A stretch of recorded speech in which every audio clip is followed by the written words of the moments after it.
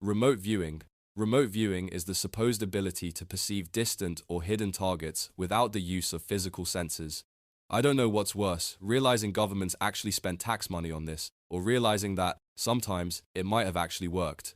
Imagine a room full of tired men in wrinkled suits and beige military officers, chain-smoking themselves into yellow wallpaper, whispering, "Yes, Colonel." The psychic says the Russians keep their nuclear warheads under a shed behind the supermarket. And instead of being laughed out of the Pentagon, people funded it. Because every now and then, these supposed clairvoyants would actually describe details of hidden bases or landscapes with eerie accuracy. Here's the part that makes my skin crawl. It's not like these viewers were dramatic magicians in robes. They were accountants, librarians, people who should be stressing about filing cabinets, not casually describing a satellite view of Siberia. There's something deeply unnerving about the mundane, mixed with the cosmic, like your uncle, who can't set up a Wi-Fi router, suddenly telling you the shape of the building you'll die in.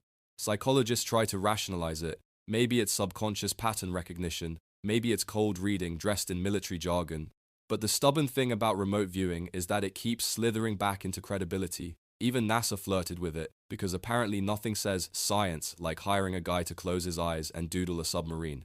And if you think this is laughable, ask yourself, how much scarier is it if it isn't fake? How terrifying to live in a world where a stranger can sit in a windowless room, close their eyes, and invade the most private geography of your existence, your hidden spaces, your locked doors, your secret places. Imagine undressing in front of your mirror, only to wonder if someone across the country is sketching you, unseen, in grotesque charcoal lines. Remote viewing is less a power and more a violation, an invisible crime scene without fingerprints. You don't know if it's happening, you can't stop it. You just live with the slim chance that your brain is not entirely yours anymore, which makes me think, who the hell is watching right now? Psychometry. Psychometry is the alleged ability to obtain information about an object or its history through physical touch. Pick up a knife from a thrift store and suddenly you're crying like a widow in 1842. That's psychometry. The idea that objects cling to memories, like nicotine clings to a smoker's lungs, and certain unlucky bastards can feel all of it by brushing their fingertips across a dusty handle. It's one of those powers that sounds harmless until you imagine the sensory overload. You're on a first date, trying to look cute, but you grab their necklace and suddenly boom, you're inside the trauma reel of their dead grandmother's funeral. Romantic evening ruined because you accidentally touched 50 years of grief. What kills me is how poetic this one feels. Every object a sponge, soaking in tears, arguments, laughter, violence. Your couch remembers the fights. Your keys remember the panic of being lost. Your phone, oh God. Your phone would be a psychic's personal hell, endless doom scrolling, late-night texts you regret, digital loneliness baked into silicon. Skeptics say it's just imagination, a subconscious trick where the psychic blurts out a story and the owner confirms the details that fit. But if even one case is real, if one seer actually felt the sweat of a murdered man dripping into a gun's metal grip decades later, that means matter itself remembers. The world isn't silent, everything is screaming, and some people are cursed to hear it. And wouldn't that be the cruelest joke? That the universe gave us memory not just in brains, but in brass, in porcelain, in wood and stone. And that somewhere, out there, is a poor bastard who can't buy antiques without vomiting the ghost of every previous owner. Precognition. Precognition is the supposed ability to perceive future events before they happen. The future is supposed to be locked, right? That's what we tell ourselves, so we can keep brushing our teeth and showing up for work. But precognition laughs in your face and says, "Buddy, you're already screwed, you just don't know it yet."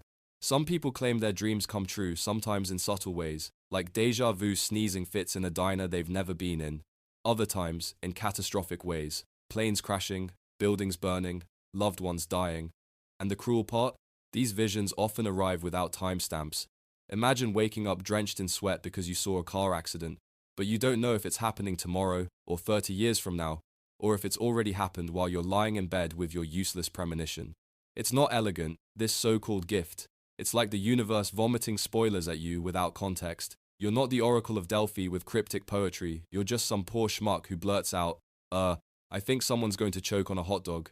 And then you spend the next decade of 4th of July barbecues vibrating with dread. Psychologists say it's coincidence or selective memory. We remember the hits, forget the misses, but the numbers don't fully add up. There are whole case studies of people describing disasters before they happened, mine shafts collapsing, ships sinking.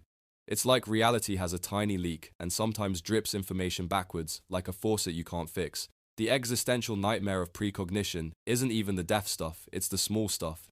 knowing you'll stub your toe in 6 minutes, knowing you'll say something stupid in a meeting but still watching yourself say it because you can't change the script. That's hell, being the audience of your own humiliation on a loop. And here's the kicker. If precognition is real, free will is a stage play we pretend to star in. You think you're choosing your breakfast cereal, but no, you're acting out lines written long before you were born. You're not living, you're remembering in advance. Which means the psychic who sees your future isn't magical, they're just less delusional than you are. They know we're all puppets, they can see the strings. So yeah, call it a gift if you like. Personally, I call it a spoiler alert for life. Astral projection. Astral projection is the claimed ability to separate consciousness from the physical body and travel in a non-physical form. Let me just say it, this one terrifies me more than death. At least with death, there's finality. With astral projection, there's the grotesque possibility that your soul has a leash, and if you tug too hard, you'll hear something tug back. People describe it like floating above themselves, peeling out of their body like an old snakeskin. They see their sleeping form, limp and drooling, and instead of screaming in horror like any normal person, they wander through walls, peek into neighbors' houses, or rocket into outer space like bargain bin superheroes. Sounds freeing, right? Except they all mention the same damn thing, the cord. A shimmering thread tethering you to your meat sack. Cut that cord and you're done lost in the cosmic backrooms forever. But what really disturbs me isn't the glowing cord, it's the things that notice you when you're out wandering. Accounts talk about figures, shadows, watchers, entities that hang around the edges like bouncers at the club of reality. You're not supposed to be out there, and they know it. Some travelers say these beings approach, curious. Others say they chase. One man described it like being stalked by a predator in the deep ocean. You don't see it until it's too late, and then you're yanked back into your body like a fish ripped from the hook. Skeptics dismiss it as sleep paralysis, hallucinations, or vivid, lucid dreams, and maybe they're right. But explain this. Why do people from entirely different cultures, separated by centuries, report the same landscapes, the same rules, the same horrors? It's one thing if you and your stoner roommate both dream of flying.